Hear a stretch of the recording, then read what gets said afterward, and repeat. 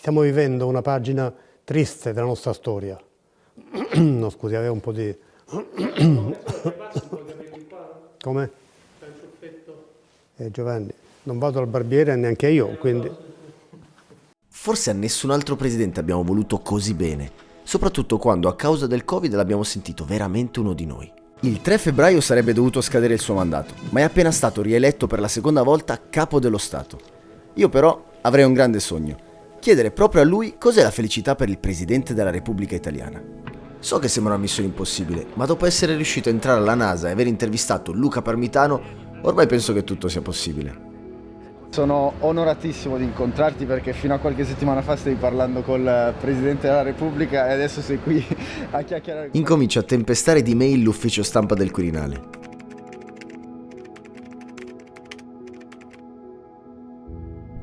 Invia. E all'improvviso la risposta. Il mio nome è Giuseppe e ho una missione: girare il mondo per incontrare i personaggi più straordinari del pianeta e fargli una semplice domanda: cos'è per te la felicità? Benvenuti nel progetto Happiness. Essendoci riuscito anche grazie all'aiuto di YouTube, in rappresentanza di tutti i nostri colleghi creators, veniamo invitati a visitare il Quirinale io e Surri. Mi sa che ho sbagliato outfit io, Perché? No, vabbè, io ormai è meme, capito? Ormai per i tour importanti mi metto sempre in tiro. Mi sento un po' a disagio. Signori, però vabbè. oggi qui a Quirinale... L'outfit potrebbe essere un problemino, ma la missione non cambia. Sono emozionato, Stiamo per entrare al Quirinale. Adesso stiamo andando a incontrare il custode, l'orologiaia e i cuochi e io spero di incontrarlo in questi corridoi. Wow, sono dentro il Palazzo del Quirinale. Dal 1946 è la residenza del Presidente della Repubblica Italiana. Per farvi capire l'immensità di questo palazzo, avete presente la Casa Bianca? Ecco, il Quirinale è 20 volte più grande della Casa Bianca. Pazzesco. E ha anche un grande custode. Angelo. Tu sei il custode? Il custode del Palazzo del Quirinale. È una bella figura. Come custode si intende una figura particolare, appunto come custode, come disse una volta Nino Manfredi, in occasione di una visita, sentendo la denominazione custode, ma che vi custodite? Insomma, detta così con questa frase, custodiamo tutto ciò che sono gli oggetti che adesso anche tu potrai vedere nell'attraversare queste sale. Ogni custode ha bisogno anche della sua chiave per aprire i magazzini. Guarda, tu non immagini quante chiavi abbiamo. Mancano solo le chiavi di San Pietro, ma per il resto abbiamo ma tu sei il San chiavi, Pietro del centinaia Quirinale. di chiavi. Possiamo fare questo abbinamento? Ma sì, facciamolo. C'è quindi un luogo segreto che potremmo scoprire insieme? Certo, tutte queste sale che abbiamo attraversato, bene o male, l'abbiamo vista in televisione, anche perché c'è sul sito del Quirinale la visita virtuale a 360 gradi degli ambienti. Ma c'è una cosa che adesso la faccio vedere solo a te. Flavio, non lo puoi dire a nessuno, Mi immagino che tipo pieghi la statua, una statua si apre... No. C'è questa porta, ti faccio vedere cosa ci sta dietro, la cassaforte dei re. Hanno lasciato qualcosa? Vuota la cassaforte, che adesso noi dentro ci mettiamo tutto ciò che è il set che serve per quando ci sono le consultazioni durante le crisi di governo o anche quando ci sono da fare allestimenti per le visite ufficiali. Cioè, da che conteneva lingotti d'oro ora contiene penne? Ma non solo, sì, Cioè, ci sono delle bicche. Ma non solo lingotti, tutto ciò che erano le collane di perle della regina Margherita. Sicuro che nessuno ruba penne lì. Anzi, provaci tu, vedi un po' se riesci, vediamo un pochino come ti senti. Cioè, devo girare? Sì, basta che la tiri a te, girala verso la destra e adesso apri. Pesante, sì. Dimmi la tua emozione, che dici? No, mi immagino cosa potesse contenere ai tempi. Ah, Guarda, oltre alle penne ci sono anche le matite. sì, Angelo, posso prendermi una matita? Vai, prendila. Non lo diciamo a nessuno. Non lo diciamo a nessuno. Cioè, posso dire di aver trafugato una penna? No, quello no, perché i sistemi di sicurezza ti bloccherebbero. Ok. Bella, grazie. Ci possiamo affacciare? Noi umili cittadini. Abbiamo qui il Vaticano, giù in fondo, Bellissimo. tutta la veduta del Giannicolo Questo dove sei tu è il balcone delle benedizioni. Non sei un papa, quindi non puoi benedire nessuno. Però un Sotto. tempo si facevano le benedizioni da qui? Sì, Non sarebbe male avere un terrazzino così, eh? Tu ne sai veramente tanto di Tante, storia, ma tante. prima di diventare custode cosa facevi? prima di entrare qui e fare il custode, ho fatto tanti lavori. Lavoravo in una pasticceria, facevo il camionista, il fabbro, portavo anche i pullman, lavoravo per un'azienda che organizzava visite in un centro anziani. Chi è stato il presidente con cui sei entrato? Sono entrato direttamente con il fine settennato presidente Pertini e inizio presidente Cossiga.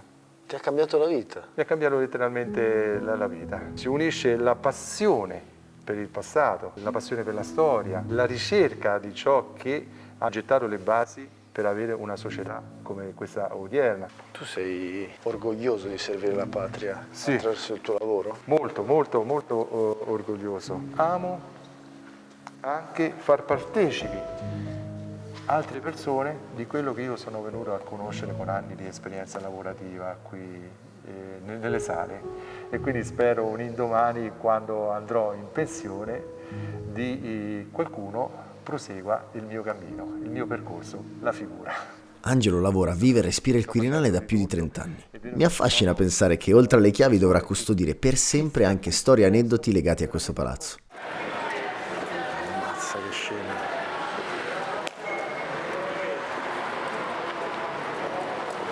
Sono altissimi, sono i corazzieri del Quirinale. Qui nel palazzo la seconda figura più iconica è sicuramente quella del corazziere, la guardia d'onore del Presidente della Repubblica Italiana. Diventare un corazziere è difficilissimo. Bisogna essere alti almeno 1,90 m e ognuno di loro ha in media 4 specializzazioni in discipline militari. Noi li vediamo sempre immobili, impassibili, ma sotto quegli elmi ci sono tiratori scelti, artificieri, paracadutisti e artisti marziali. Ultima cosa molto importante da sapere: Allora, di solito non possono parlare, io vorrei solo una foto.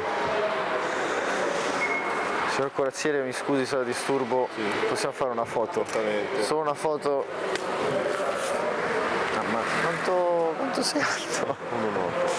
Ah, grazie mille. Buona giornata. Ci stanno guardando tutti malissimo perché di solito non si può fare, ma l'abbiamo fatta, adesso ci sta richiamando. Vi dico che è probabile che ci perdiamo, perché non è che mi ricordo benissimo le Oggi cosa dobbiamo fare? Teoricamente si fa il giro del palazzo per portare in carica gli orologi e quindi rimetterli in orario, essere sicuri che stanno tutti bene, che nessuno va indietro, nessuno va avanti. Ma non ti perdi ogni volta quando... Cioè, io in ogni stanza rimango affascinato. Infatti mi prendono in giro perché giro sempre col naso all'insù. Ci credo. È un onore, ogni volta appunto dico, giusto gli orologi, mi dico, giusto stavo vedendo gli orologi, però effettivamente è sempre bellissimo. Ma quanti orologi ci sono al Quirinale? Allora, all'incirca 200. Ecco, questo banalmente va poco indietro, cosa velocissima.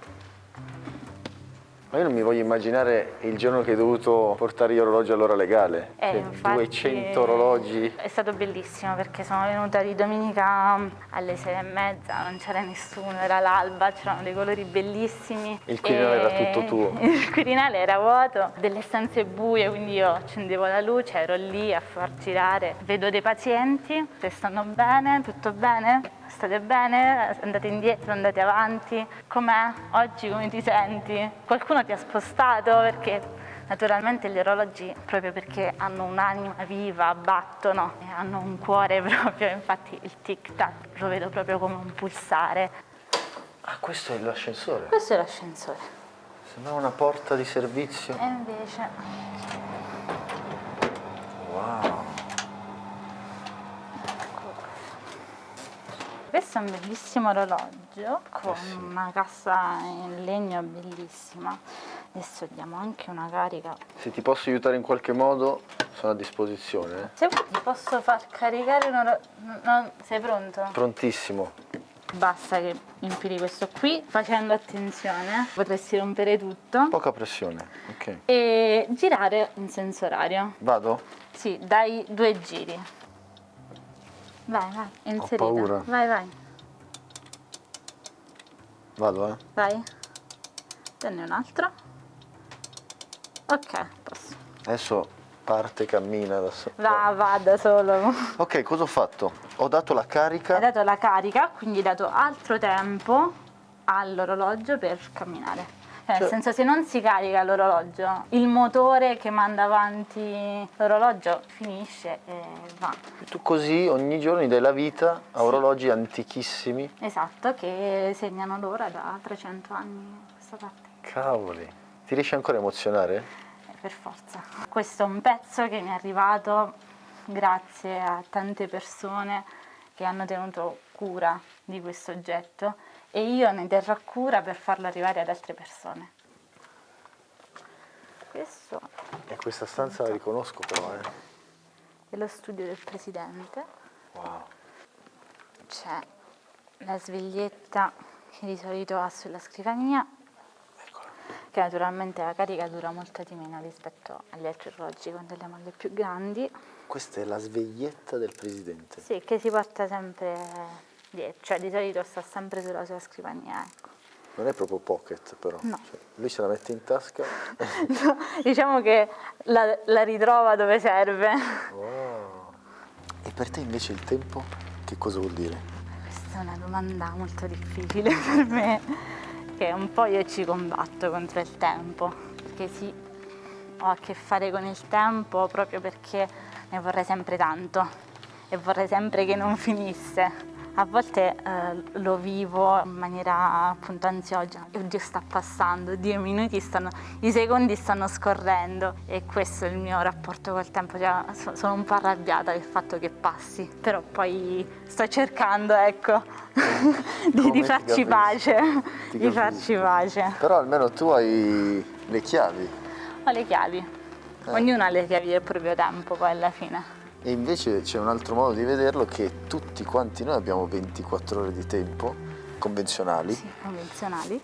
E quindi, sai, quando si incontrano persone straordinarie, mi piace pensare che anche loro hanno solo 24 ore. Solo 24 Quindi, ore di tempo, certo. in teoria, se ce la fanno loro, ce la potrei fare anch'io. Bisogna saper prendere il giusto tempo per ogni cosa, ecco. Non pensavo di potermi emozionare con orologi analogici come questi, però ce l'hai fatta, Francesca? Guarda che vista.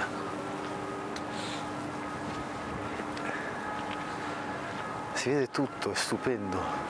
Chissà se il presidente dal suo terrazzo esce e dice: sono il presidente della Repubblica Italiana. La cosa che mi incuriosisce di più però sono le cucine del Quirinale, dove lavorano gli chef della Presidenza della Repubblica. Stiamo andando a visitare le cucine del Quirinale. Quando viene un presidente, un capo di Stato, un re, qui vengono preparati tutti i pasti. E mi incuriosisce tantissimo perché è un lato molto sensibile. Qui potrebbe succedere qualsiasi cosa perché arrivano ingredienti da tutta Italia e quindi anche la sicurezza è importante. Infatti la cucina è separata da tutto il resto del palazzo ed è lunghissima. Da questa parte c'è tutta la cucina e non vedo l'ora di entrare. Io sarò sfacciato, però gli chiederò di assaggiare qualcosina, te lo dico. Fabrizio, dobbiamo chiedere di Fabrizio, lo chef executive. Buongiorno ragazzi. Buongiorno. Fabrizio? Sì, sono io, Fabrizio. Ciao. Piacere, Ciao. Giuseppe. Come state? Vi devo però Vestire. sì. Andiamo. Da questa parte Questo è il tuo regno, tu sei sì, lo chef. diciamo responsabile della cucina, sì, del Quirinale. Oggi noi abbiamo una colazione. Sì, ci sono i reali del Belgio. E tu come fai a sapere per esempio che i reali del Belgio magari non mangiano il pesce? No? Hai una lista? Sì, io già ho una lista, noi puntiamo sul Made in Italy. Oggi ad esempio abbiamo i ravioli, ecco vedi loro l'hanno sbollentati, adesso vengono conditi. Però i ravioli non è per la colazione, no? Sì, sì. Veramente? Oggi, sì, sì. Colazione? No, colazione, per noi colazione vuol dire il pranzo, perché è la sera invece che cena si chiama pranzo. E questo è nell'organigramma dell'alberghiero funziona così, perché la mattina ci sono le piccole colazioni. Poi a mezzogiorno c'è la colazione e la sera c'è il pranzo. Wow! Ma questo potrebbe essere considerata come alta cucina se fosse un ristorante fuori dal... Noi cerchiamo di fare alta cucina, noi ci diamo da fare, però chiaramente c'è tanta elaborazione, cioè la cucina è elaborata, per carità, però è ovvio che noi, essendo rappresentanti dell'Italia, soprattutto quando vengono capi di stadio dall'estero, dobbiamo dare il massimo di quello che possiamo fare. Ecco. Siete, diciamo, il biglietto da visita della gastronomia italiana, sì. Soprattutto in un contesto come il nostro è importante poi far capire che il food e il made in Italy è importante. Noi infatti abbiamo solo ed esclusivamente il made in Italy. Tu sei entrato nel 93? Io nel 93. Quindi tu hai visto Ciampi? Io ho visto Scalfaro, Ciampi, Napolitano e Mattarella. Le cose importanti che noi facciamo è sempre cercare di dare al presidente che viene la cucina italiana, ma poi andare a pescare qualcosa della propria regione. Per dire, a Ciampi era famoso perché noi con lui facevamo spesso il cacciucco. Con Napolitano noi facevamo un bel piatto che si chiamava il cardone, che era una zuppa molto campana, quindi col cardo, il tacchino, il pollo, scusami, quindi era una cosa. Con il presidente Mattarella cerchiamo di mantenere un po' quello che è anche la regionalità, quindi sa, alcuni piatti che vanno a riprendere le tradizioni siciliane. Oh, vedi qua invece entriamo, c'è un profumino che senti? vorrei che si sentisse da qui, ma è come entrare in una pasticceria noi di qui paese. entriamo e ci abbiamo Federico con Davide, che ovviamente si occupano un po' di tutta quella che è la pasticceria, intesa pasticceria dolce e anche salata, perché qui chiaramente adesso fra un po' inizieremo a fare il panettone per Natale, anche per le visite di Stato, noi non compriamo nulla da fuori, è tutto trasformato all'interno. E questo è il dolce che andremo a servire oggi, che è un babà che fa qui Federico con Davide. Federico, siamo sicuri che questo babà sia buono? Ce lo auguriamo, di solito non ha mai deluso. Io non mi fido tantissimo. Quindi è giusto che lo assaggi. Mamma mia ragazzi, buonissimo. Se dicessi che è il più buon babà che io abbia mai assaggiato sembra fatto apposta, ci fa piacere a ma noi. è così. No, però a noi ci fa piacere. E ora si fa sul serio veramente. Tutti i cuochi si riuniscono per memorizzare l'impiattamento che avrà ogni portata della colazione per il re del Belgio. 45 grammi, più 10 sono 55. Assaggio. Oggi è una giornata fortunata. Buonissimo. Questo invece è? La poscia. Ragazzi, il re del Belgio Accaduta. Questo è il menù di oggi. mi raccontava che è tutto calcolato al grammo perché queste persone ci tengono tantissimo alle etichette e quindi voi non volete farle sforzare nel far finire tutto il piatto. Certo, perché è brutto se poi dopo rimane qualcosa all'interno del piatto. Nell'impiattamento, oltre che alle quantità, ai pesi, alla forma, ad esempio, bisogna tenere presente anche i punti di riferimento. In questo caso lo vedi, il punto di riferimento è il gambo del mazzo dei fiori, cioè questi piatti, e ora ti alzo questo per farti vedere, sotto hanno dei mazzi di fiori con il gambo che finisce a punta. Noi prendiamo la punta del mazzo come punto di riferimento centrale e del verso anche, perché se te vedi questa punta è così, questa punta è così, questa punta è così. Se beviamo tutti insieme sì. Questa la facciamo noi. L'assaggiamo. E la faccia pomodoro Che gli dico di no? ricotta e poi si assaggia anche questo e giudichi il mangiare e il bere. Mi sento non fortunato di più. No, io invece mi aggrego a te così facciamo un brindisi. Alla salute. Ragazzi, alla vostra. Alla salute. E proprio oggi che è una giornata super importante, però vedo che hanno già finito tutto e quindi anche loro sono rilassati e ci hanno offerto tantissimo da mangiare. Abbiamo provato il pasto reale che daranno ai reali del Belgio, belghi, come si dice? Non lo so. E così sono riuscito a scoprire chi custodisce le chiavi del Quirinale e chi cura il tempo in un palazzo eterno, ma anche chi prepara i piatti alle persone più influenti al mondo. Questa volta è vero, non sono riuscito a chiedere a nessuno cos'è la felicità, però forse questa volta sono io quello felice, perché mi rendo conto che sempre di più mi emoziono a sorprendermi di quante esperienze incredibili mi stia facendo vivere questo progetto. E infatti le sorprese non erano finite. Solo qualche giorno dopo sono stato invitato alla presentazione della piattaforma in cui si potrà fare un tour virtuale del Quirinale. E indovinate un po' chi c'era? Eh sì, proprio lui. È stato un incontro veloce e l'emozione era tantissima. Il mio progetto si chiama Progetto Happiness, parlo di felicità. Auguri. Grazie mille. Ma ho altri 7 anni di tempo per chiedere cos'è per lui la felicità.